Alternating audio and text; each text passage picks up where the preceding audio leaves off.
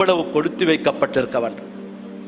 இந்த பாக்கியத்தை பெற்றுக்கொள்ள வேண்டும் என்பதற்காகத்தான் இவ்வாறான மஸ்ஜிதுகள், பயான் போதனைகள், கடமைகள், வரையறைகள், ஷரீபிலை அனைத்தும் எதற்காகவென்றால் அந்த மன்னரை வாழ்க்கையின் இன்பத்தை பெற்றுக்கொள்வதற்கான ஏற்பாடுகள் தான் இங்கு நடைபெற்றுக் கொண்டு இருக்கிறது என்பதை மறந்துவிடக்கூடாது. அதே நேரத்தில் அடுத்த பகுதியை பாருங்கள். இவன் தீய ஜனாசாவாக இருந்தால், பாவம் புரிந்தவனாக இருந்தால் அவனுடைய நிலை பயங்கரமானது.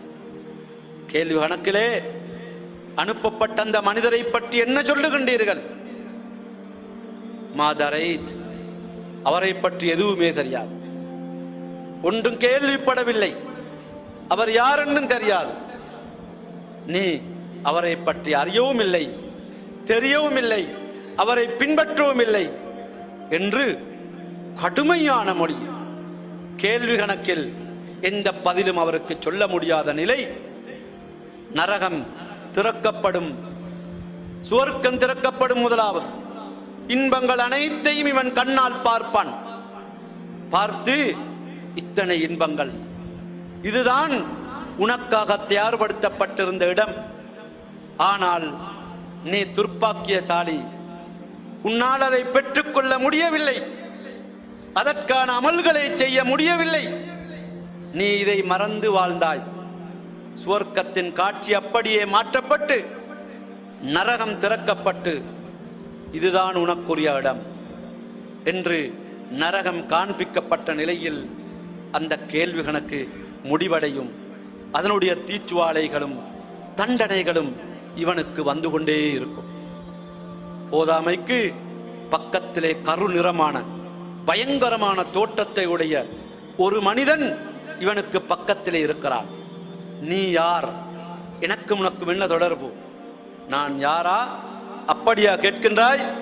நான் அமலுக்க செய்ய, நீ உலகத்திலே செய்த தீய அமல்கள் நான், தீய செயல்பாடுகள் நான், உன்னை மறுமை வரைக்கும் தண்டிப்பதற்கு நான் சாட்டப்பட்டிருக்கிறேன், விடமாட்டேன் என்று அவனுக்கு ஒரு அடி அடித்தால் பூமியின் கீழே போய்விட்டுவன் வருகிறான்.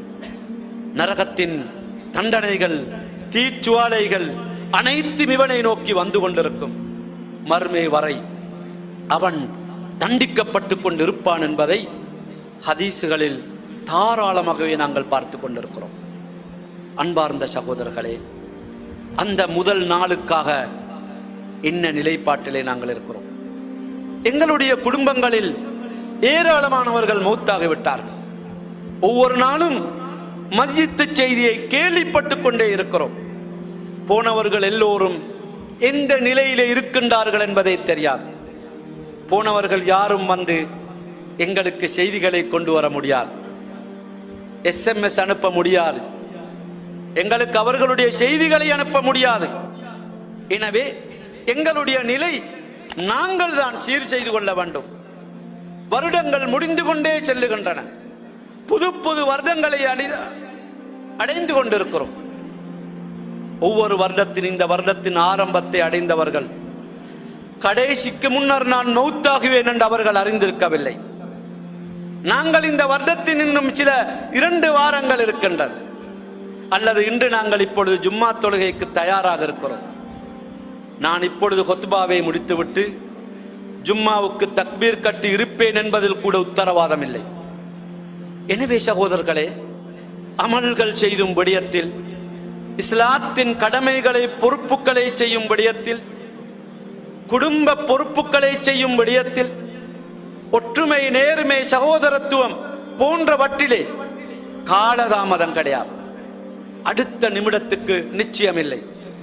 எனவே முதல் நாள் இரவு நீ திருமணம் முடித்த அந்த தினத்தில் எந்த மகிழ்ச்சியோடு இருந்தாயோ அதே போன்றொரு நிலை கபூரிலே எங்களுக்கு வேண்டுமென்றால் நாங்கள் அந்த கபூரின் முதல் இரவை நினைத்து பயந்து அமல் செய்து எங்களை நாங்கள் சீர் செய்து கொள்ள கடமை.